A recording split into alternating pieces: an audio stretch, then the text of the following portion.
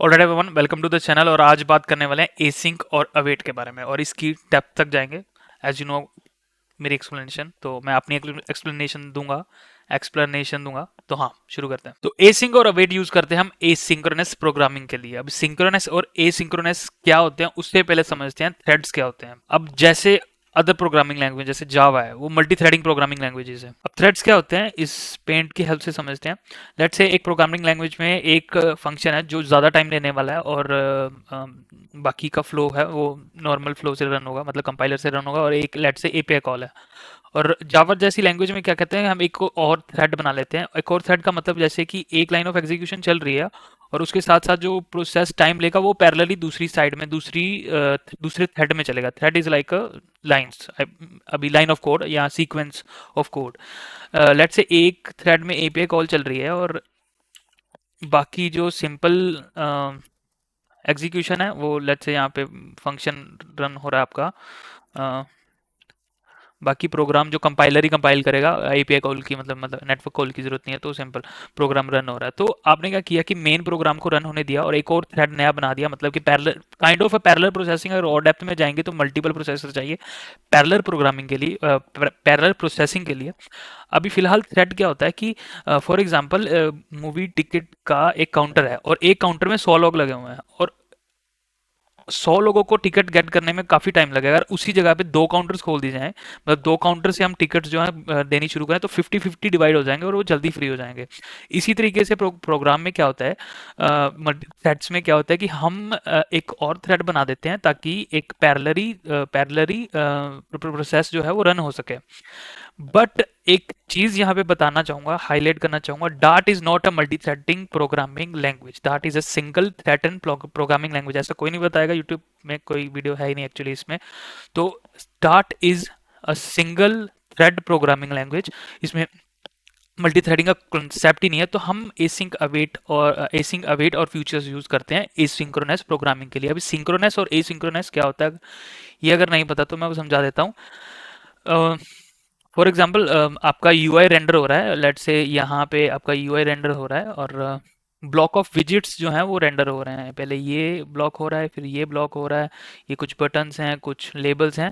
Let's say उसमें से किसी एक को टाइम लगेगा, लेट्स से ये वाले को टाइम लगेगा, क्योंकि ये एपीआई कॉल से होगा रन, ठीक है। तो फॉर एग्जांपल, अगर एग्जीक्यूशन चल रही है और एग्जीक्यूशन पहले कंपाइलर यहाँ आएगा, फिर यहाँ आएगा, इसे रीड करेगा, फिर यहाँ आएगा, यहाँ आके रुक जाएगा।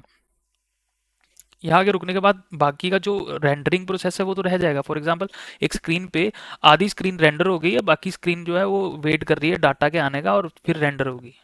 ऐसा हम नहीं चाहते हैं, ऐसा हम नहीं चाहते। हम चाहते हैं कि फॉर एग्जांपल कि ये अगर टाइम ले रही है तो इसको टाइम लेने दो और बाकी के विजिट्स तो पूरी स्क्रीन पे रेंडर हों। ऐसा थोड़ी है कि स्क्रीन स्टक हुई दिखानी है कि हाँ स्क्रीन यहाँ पे स्टक हो गई है क्योंकि डाटा कुछ आ रहा है और कोई हैवी प्रोसेसिंग चल रही है। तो ज़रूरी नहीं है। एपीआई कॉल्स कुछ ऐसे प्रोसेस भी होते हैं, कुछ ऐसे फंक्शन होते हैं जो ज़्यादा टाइम लेते हैं प्रोसेसिंग को।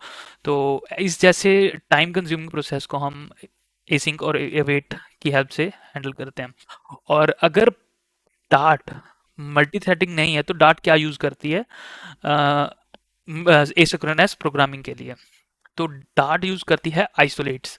आइसोलेट्स क्या होता है, एक एप्लीकेशन में एक एक्स्ट्रा मेमोरी स्पेस होती है आपके एक एप्लीकेशन में। फॉर एग्जांपल यहाँ पे मैं एक बार बता ही देता हूँ।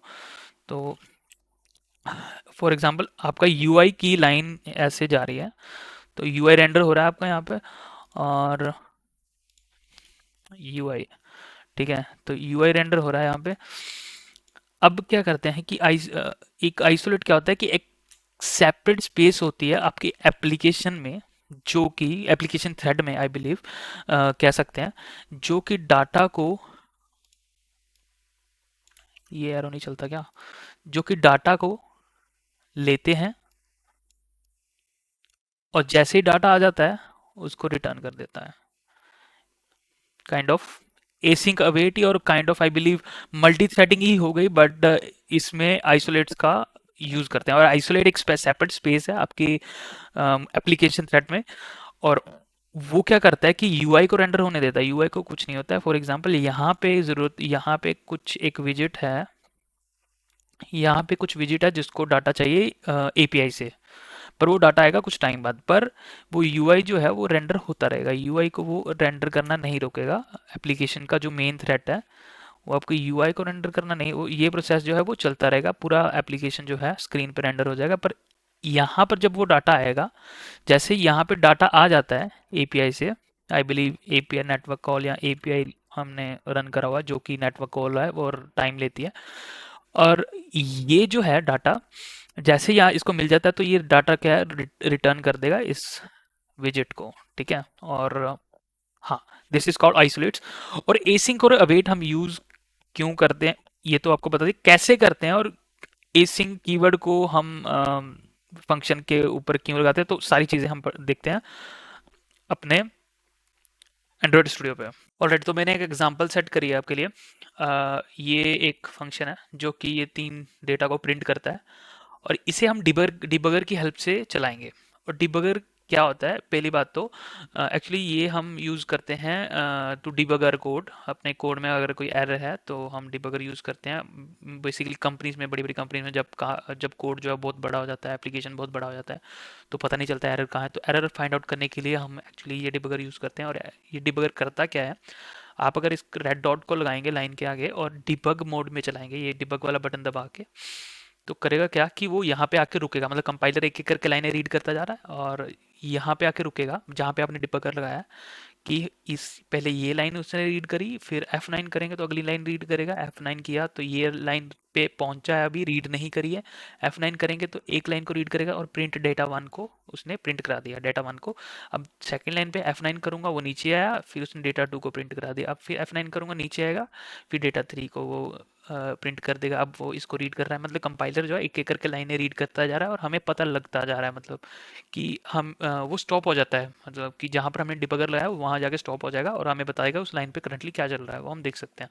तो डिबगर की हेल्प से हम इसे चलाएंगे। वो क्यों चलाएंगे, इसके आगे रीज़न है। तो आपने देख लिया ये कैसे डाटा वन, डाटा टू और डाटा थ्री को प्रिंट करता है। अभी एक मैंने फंक्शन और बनाया आपके लिए यहाँ पे, और इस फंक्शन को हम ये फंक्शन डाटा टू फंक्शन बनाया क्यों, क्योंकि ये 2 सेकंड का डिले लेगा। अब फ्यूचर्स क्या होते हैं वो हम अगली वीडियो में सीखेंगे, क्योंकि एसिंक और अवेट के बारे में इस वीडियो में अच्छे से सीख लेते हैं। और देन भी होता है कीवर्ड, जो कि हम ज़्यादा मोस्टली कंपनीज में हम देन ही यूज़ करते हैं। तो हाँ, फिलहाल इसी पे फोकस करते हैं। तो ये लाइन को मैं ना एक ऐसे फंक्शन में ले जाता हूँ जो कि 2 सेकंड लेने वाली है रेंडर करने वाला। आई बिलीव 4 सेकंड कर देते हैं इसको। तो इस फंक्शन फिर यहाँ पे कॉल करेंगे, कंट्रोल सी कंट्रोल वी, इस फंक्शन को यहाँ कॉल करेंगे। अब ये फंक्शन है फ्यूचर फंक्शन।